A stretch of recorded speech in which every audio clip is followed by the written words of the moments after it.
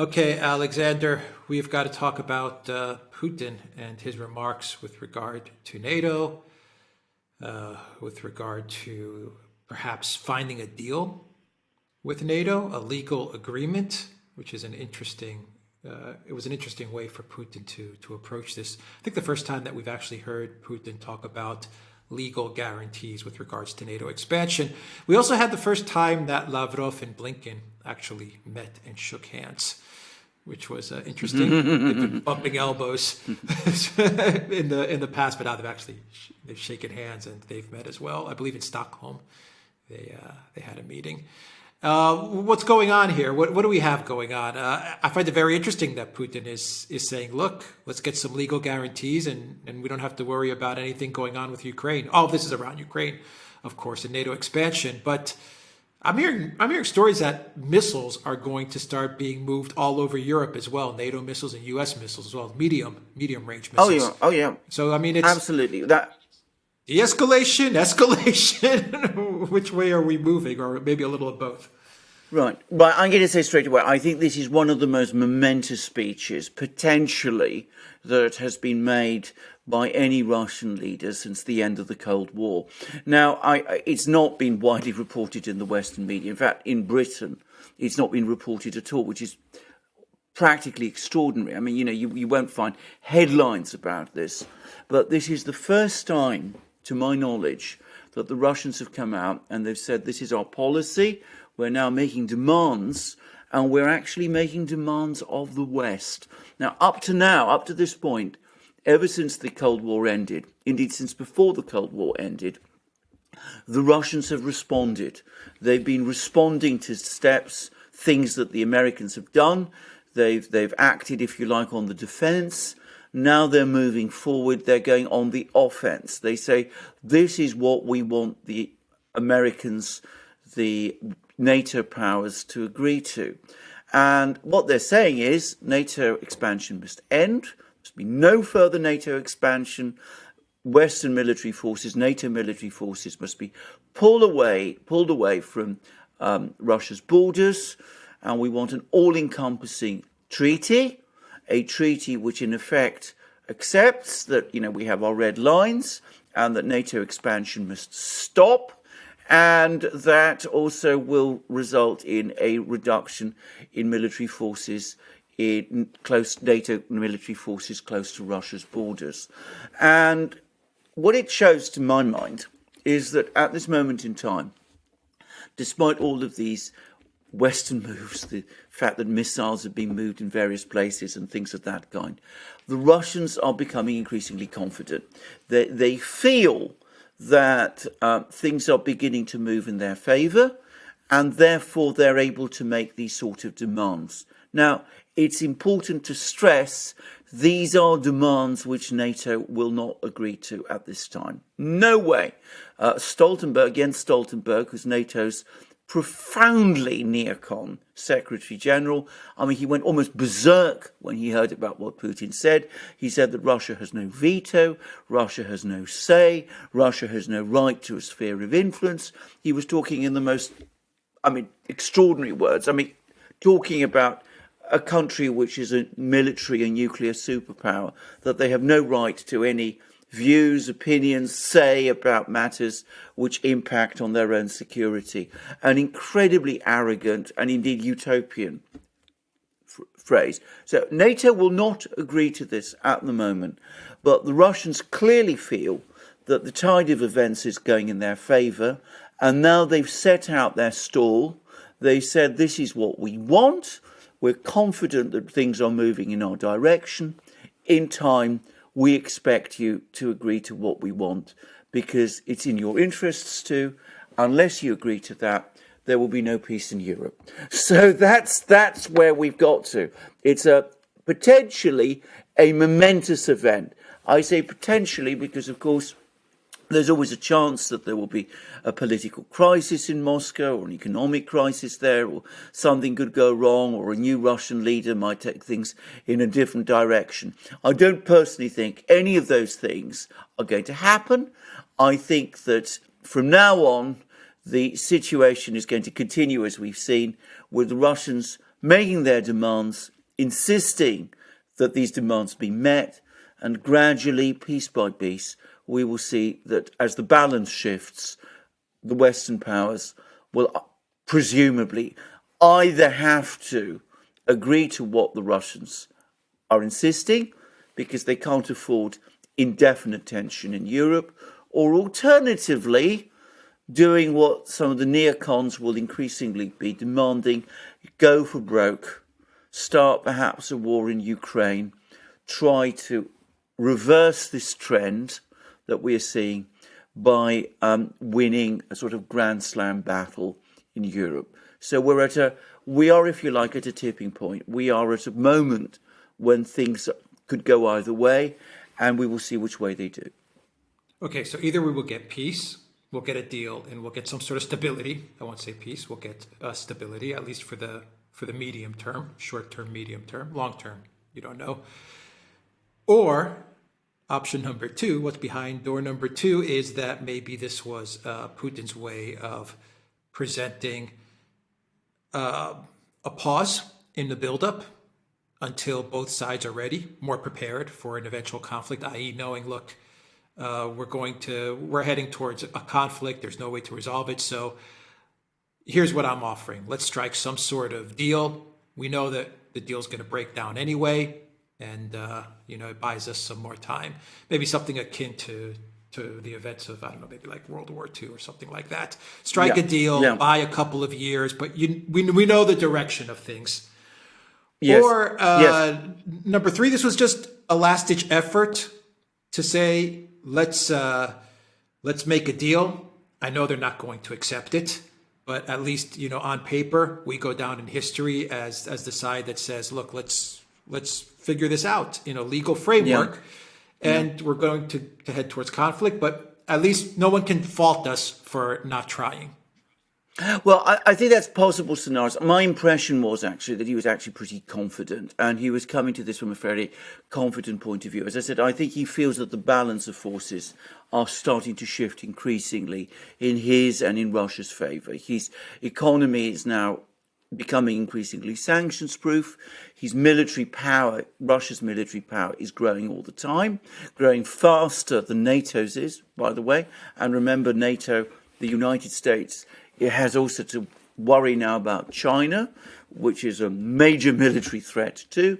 And also, of course, from Putin's point of view, he's got the Chinese at his back. So he feels increasingly confident. Things are moving in his favour. He's setting out his long-term policy. He wants stability in Europe, as he rightly said. He's not looking for friendship. I mean, that's all no longer even, any kind of idea. He's not looking to integrate Russia into European or Western institutions anymore. But he's looking for something very like the kind of deal that was done in the 1960s between the Soviets and the United States, which put the Cold War on ice. The problem is that the neocons are not prepared for this deal.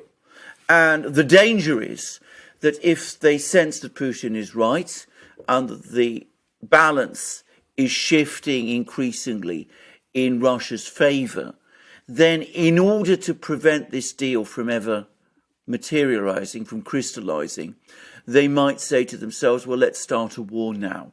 And start a war in Ukraine, because it would have to be logically in Ukraine, and try to reverse the trend of events. And I think that's a real danger. I think when you listen to the language of people like Stoltenberg, you get the sense that that's exactly how they would prefer to go. And I think that's probably where we are. So it seems to me that we are either in a pre-conflict situation, and when I say pre-conflict situation, a pre-conflict situation over the next few months or years, or we are at the beginning of a process like the one that began in the 1960s, which will end in some kind of stabilization of the situation in Europe on Russian terms, with perhaps some kind of easing of tensions afterwards. In other words, a kind of geopolitical ceasefire. But that's where we are. So the way forward from this point is either we get to the kind of situation which existed in the middle Cold War, where there was an acceptance by both sides that the world, Europe, was divided into essential blocks, spheres of influence, or we get into a situation where the neocons decide that they're going to test the situation with Russia. They start a war because they sense that the balance of forces is moving against them. They can't psychologically accept the possibility that there's any limit to American power. And in that case, we're going to see a conflict probably in Ukraine. In fact, it would definitely be in Ukraine. And at that point, it would end in a debacle because, as we've discussed many times, a war in Ukraine would end in a disaster for the West. Okay, so what happens to Ukraine in this situation? Because essentially, what you're saying is that if it turns out in the way that you're describing, say it does take this scenario, that essentially means that the U.S. is done with Ukraine, NATO is done with Ukraine, Europe is done with Ukraine, EU. That means the whole Maidan revolution, the Maidan dream, right? This whole thing, this whole fiction, which was a fiction, this whole thing ends. There's no entering the European Union. There's no entering NATO. There's no euros being dropped from a helicopter to the masses and everyone becoming rich and everyone driving a Mercedes. Everything that was sold during the whole Maidan revolution, the whole integration into Europe and the EU, the United States opening up 10 Microsoft offices and 10 Google offices in Ukraine, and just being this incredible, prosperous country that the Maidan revolution was selling, which was complete bunk. But anyway, all of that is gone. It's wiped away. Wiped away. Absolutely. That's it. And what does this mean for Ukraine, especially the forces that were driving the Maidan, i.e. the forces in the West that are pretty dangerous forces? Absolutely. Now, I think that this is where Ukraine really needs to start thinking about its options, and it's going to be very, very difficult to do, because if this agreement that Putin wants is eventually secured, and he's prepared to wait, Russia is prepared to take time, they're confident that they will get it one day, then obviously Ukraine cannot join NATO, it cannot join the EU. Sooner or later, it will be pulled back into Russia's gravitational orbit. And of course, the whole Maidan experiment will have been a complete failure. The alternative is that things stay as they are.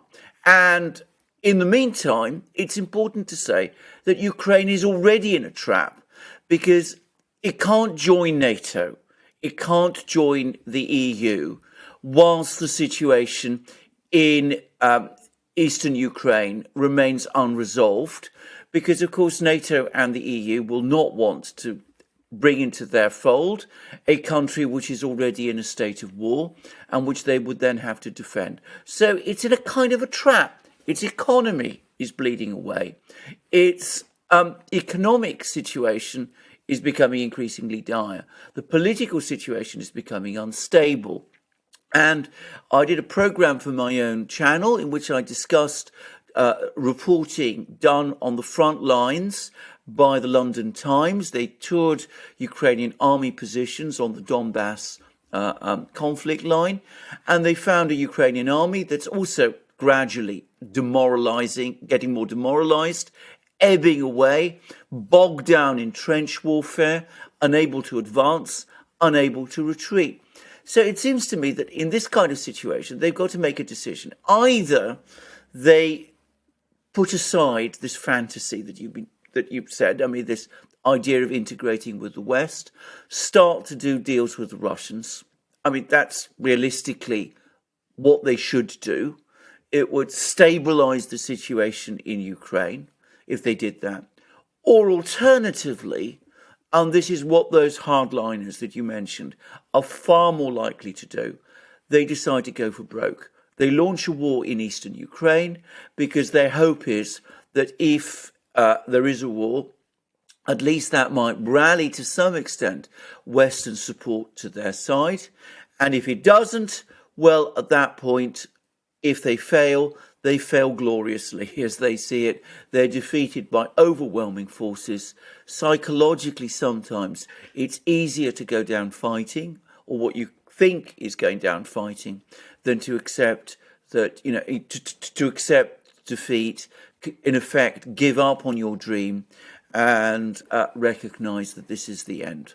Now, there is another option, and perhaps this is in some ways the one that might eventually work out, which is that Western Ukraine, the region in the far west, which is the most anti-Russian, the most hostile to Russia, the area that used to be called Galicia, which is part of the Austro-Hungarian Empire, that breaks away from the rest of Ukraine, forms an entirely independent state, and the rest of Ukraine goes back into the Russian system. The Russians would accept that. I think the West is very far from the point of even contemplating that possibility. But who knows, maybe that will be the way forward in the end. Okay, so just to wrap it up, just so we all understand the predicament that we're in, which is really just, God, it's incredible, the problem that we have here. So on the one hand, you have the neocons who are not going to accept Putin's deal. I mean, they're going to be kicking and screaming, and they're going to want a conflict no matter what. They're not going to accept this. It's going to be no way, no chance, let's go for broke. On the flip side, you're going to have these crazy neo-NAZI forces. Everyone knows that these forces are the real deal. These aren't the fictitious, NAZIs in the United States. This is the real deal. These guys in the West are going to be kicking and screaming, saying, hell no, we are not going to be folded into the Russian sphere again, kicking and screaming. They're going to want to go for broke as well. I mean, Zelensky is toast. Everyone is in Kiev is probably going to be like, crap, how do we hold these guys back in the West? How do you come to a solution there? Because either way, you're going to be stoking up crazy, radical forces that are going to want to go for broke. If you go one direction, you have the neocons. If you go the other directions, you have the neo-NAZIs. I mean, you can't really win, can you? And if you go with with the other solution, which is real quick, breaking off the West, no one wants the West. No one wants them. Because everyone in Europe also knows that these guys in the West, we don't want these forces around us. These guys are crazy. And then you also have, real quick, the fact that Hungary has territorial claims to the West. Poland has territorial claims to the West. Romania has territorial claims to the West. I mean, this is nuts. Well, this is exactly where they've got themselves into. They got themselves into a position from which there is no good outcome. Now, what they do is difficult to say. I mean, I personally am convinced that sooner or later there's going to be some kind of a war in Ukraine. I can't see these people finding any other solution to it. I think that sooner or later, especially if they sense that Western support is weakening, and there will be an attack by the Ukraine by these people against eastern Ukraine. That will mean a rapid military defeat, the breakup of Ukraine, a crisis for the West, obviously, but then, of course, Putin will be in a position, in effect, to impose that which he has just demanded by treaty. He won't need a treaty anymore because he's going to be in a position where he's already achieved what he wanted. So, I mean, that seems to me, to be straightforward about it, the most plausible outcome. I don't think the Ukrainians, these people, will accept a situation where they're going to be grounded down.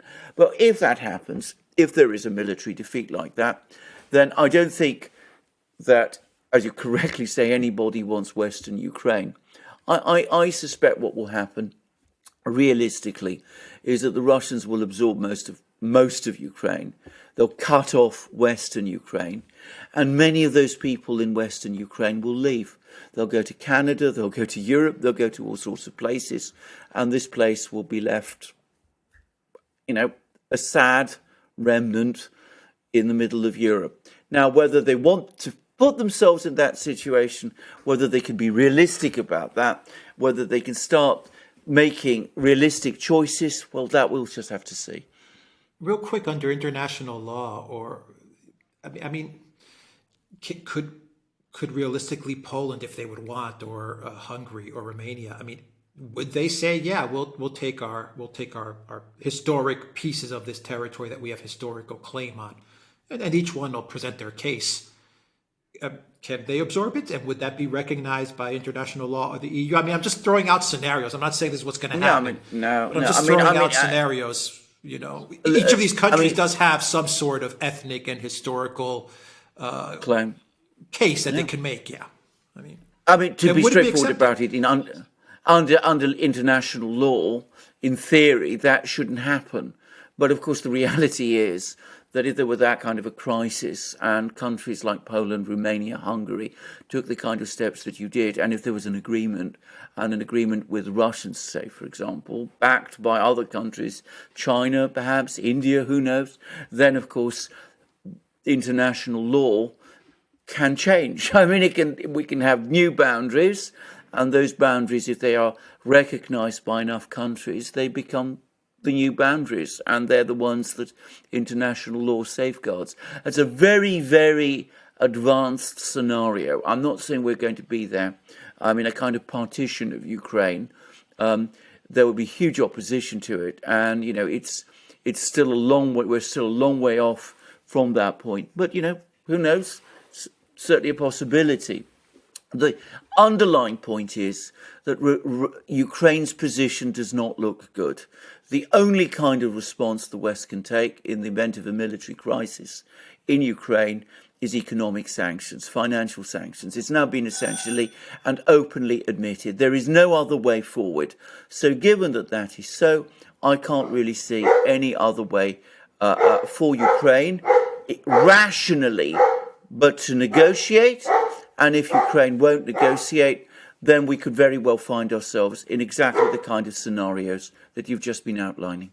Very, very quickly, the other possible solution would be for the president of Ukraine, in this case Zelensky, or the next guy that comes around, to just say, we're going to abandon NATO and the EU. We, as Ukraine, are abandoning NATO, this NATO and the EU dream. We'll still be friendly with the EU, and we'll be friendly with NATO, and we'll trade and all of these things, and that's fine. But we're going to just go back to where we were, being part of just where we were before the entire 2013 nonsense.